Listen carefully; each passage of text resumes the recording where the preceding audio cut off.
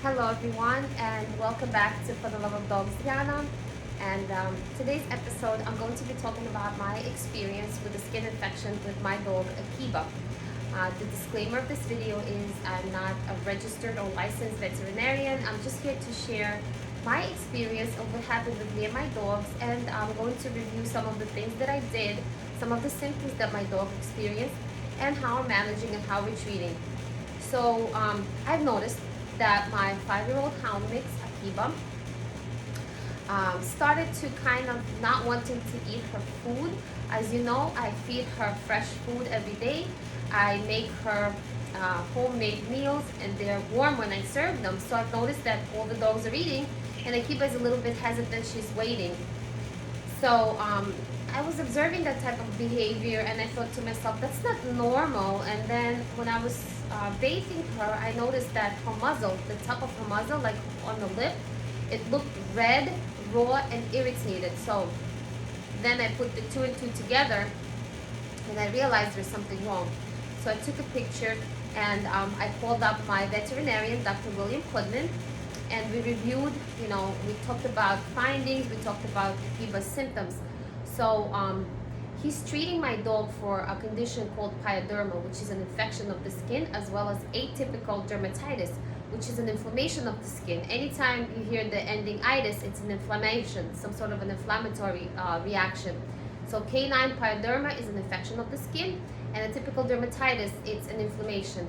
Now, these conditions occur in dogs and cats very commonly. It could be something internal, something that they are ingesting. This could also be triggered by something in their environment. Sometimes the other cause could be an autoimmune disease. So again, I'm not promoting any particular medication. I'm not a drug representative. I'm not a veterinarian. I'm just sharing my experiences, what happened, and how we're managing. So Akiba's face, the top of the muzzle looked red, raw. She wasn't itching it. She wasn't scratching it. The only thing with her that she was hesitant to eat. And that was going on for a couple of days, and thankfully I took a note of that. So the treatment, please ensure that your home and your environment where your dog is clean. So regularly mop, sweep, vacuum, whatever you have to do. The other part of it has to do with the hygiene and making sure that their bowls are clean, the bowls where they're eating their meals, that they're drinking from. Make sure that the water bowl is given proper cleaning. Like for example, myself, I use Dawn soap and hot water, and I rinse it really well, and every day they get fresh water, and I replenish it a couple of days. It's inevitable, I have a lot of different animals in my home. I have both dogs and cats, so I really have to pay thorough attention. The other part of treatment is 2 medications. One is an antibiotic. It's called Keflex. It's taken twice a day by mouth for 10 days. It comes in the form of a capsule. I'm sure that this could also be made into a liquid form. Thus far, I've been managing with Akiba. I've been putting all the way in the back of her throat, and she's been able to swallow it, so I'm so thankful, but it could be tricky sometimes. And the other medication, so the antibiotic was to treat the infection, and the other medication is called Atypical. Atypical is a medication to treat the itching and the inflammatory process that's going on. It's a form of a tablet, and it's also to be given twice a day for 10 days.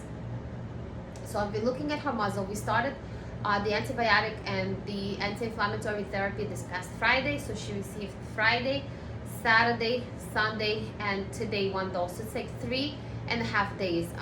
When I look at her muzzle, of course, it does look much calmer. It's pinkish in color. So I feel that the medication are being helpful. Sometimes I also wipe her face, with a baby wipe. There are also dog wipes that you could buy in Petco or whatever store that you use, to buy your pet supplies. But number 1, make sure that you have good hygiene. Number 2, seek professional advice. Have your dog evaluated. This could progress. This could become worse. So try to, address it as soon as possible. Again, thank you so much for watching. This is just me sharing my information about a particular condition that we came up on with my hound dog Akiba, and I'm just sharing what happened and how we are managing. So thank you so much for watching. Comment down below, subscribe to my channel if you're new.